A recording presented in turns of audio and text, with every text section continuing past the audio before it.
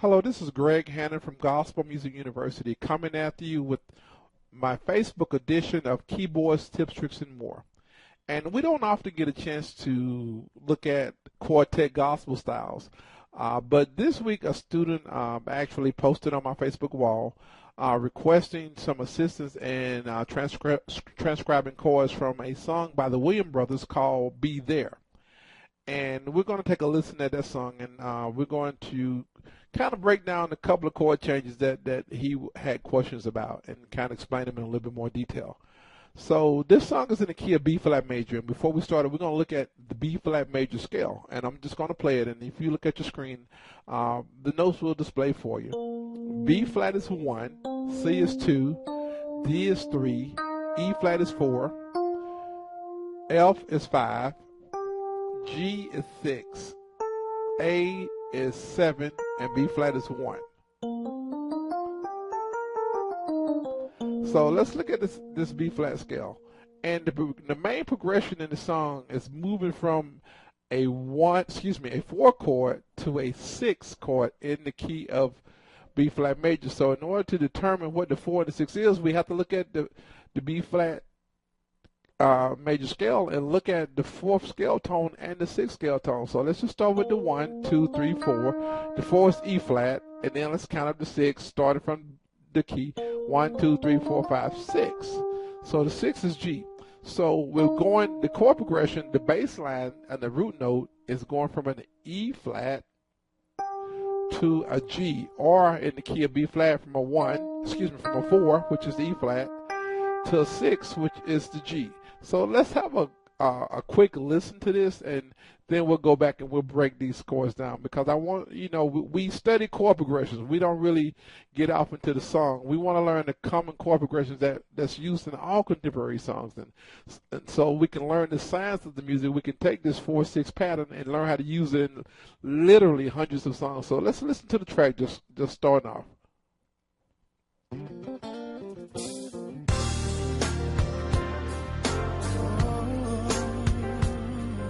So there's only a few chord changes in here.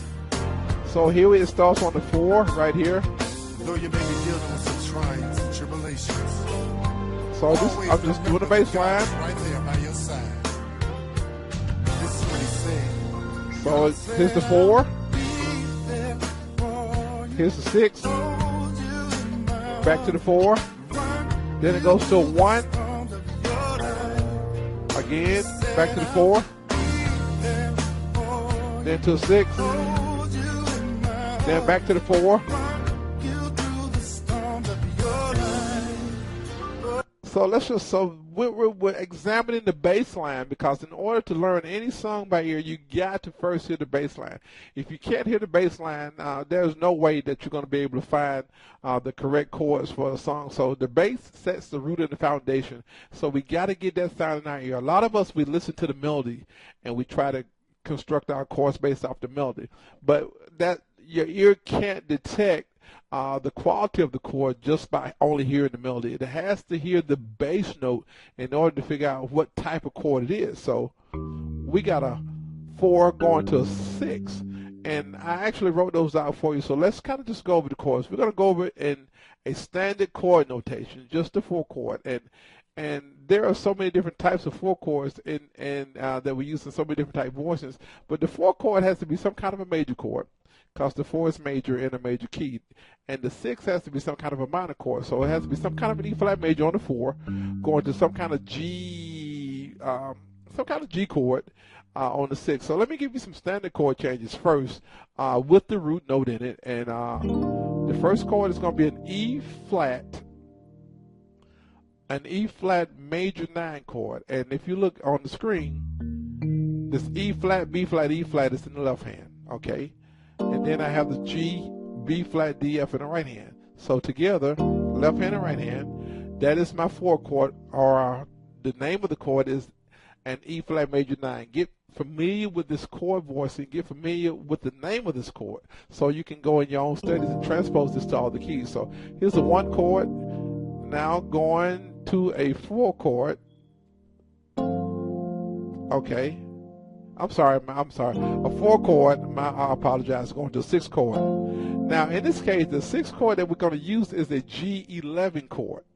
Okay, and if you're not sure what an 11 chord is, you need to look at my course called Contemporary Keyboard Harmony 1, which is an online course that you can take online, or you can order that video tutorial also on DVD. But Contemporary Keyboard Harmony 1, I break down the dominant 11 chord and talk about it in a lot of different ways to show you how to use it and apply it. So here's the 4 chord, and here's my 6, and my 6 chord is a G11 chord, and then we're going back to the 4 chord, then we're going to end up on the 1. 1 chord is a B flat major 9, and you can just look at it on the screen.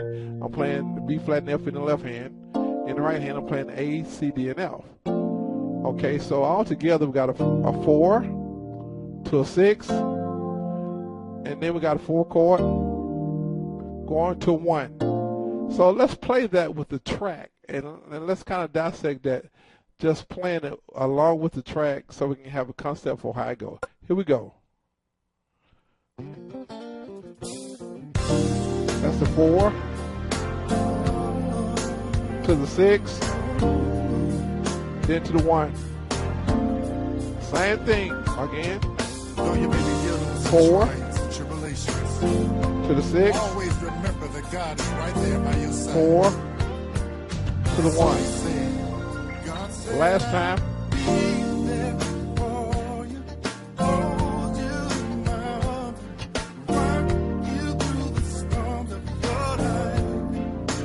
Again, repeat it.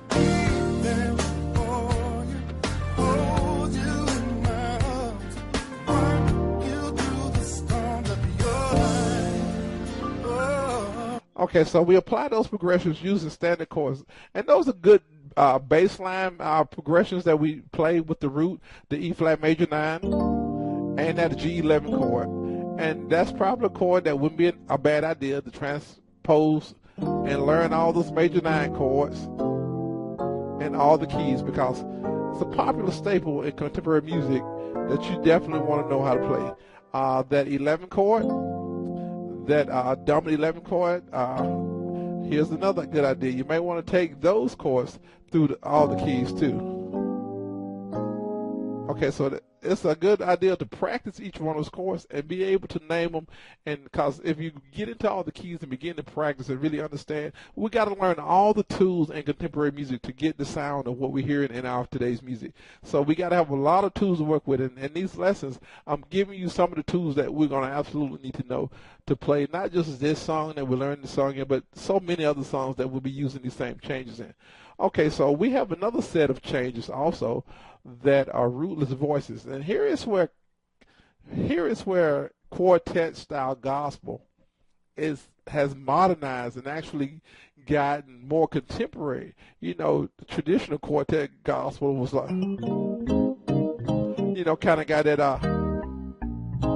kind of got that little that bouncy sound, but here they're actually using some modern voices that you hear in more mainstream contemporary music and praise and worship, because as gospel music changes and time moves forward, the evolution of music changes and the chord voices change to create the sound of the time that we're in. So you got to be able to play everything and keep your sound dated, keep your sound current.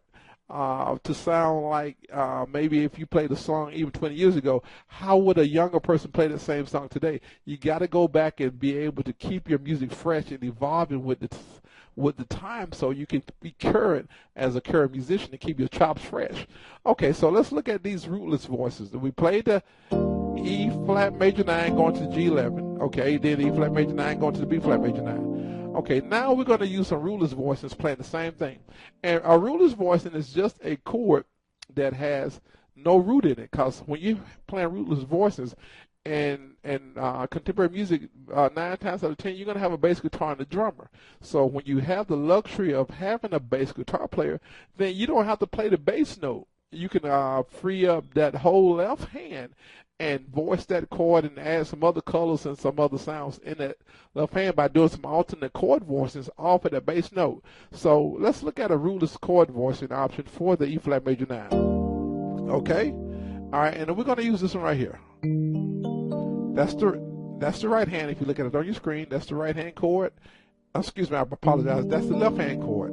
So when we play rulers voices, that means you're gonna have a full chord in the left hand. So you're gonna have to really work on techniques. That is, if your technique is poor, playing left hand chords is gonna be a challenge for you. So practice your scales, practice your Hannon exercises, and all these other technique drills to get your hands up to where they'll be comfortable playing a full chord in the left hand. In the right hand, we got a B flat triad on top. Okay, just a plain B flat triad. So all together, that's going to be our E flat major 9 chord with the rootless voicing. Okay? That's one way we're going to do it. Actually, we have the E flat in the chord here, but that's still the best way to play that with the full chord in the left hand. It's actually not rootless, but we'll explain that principle in a second.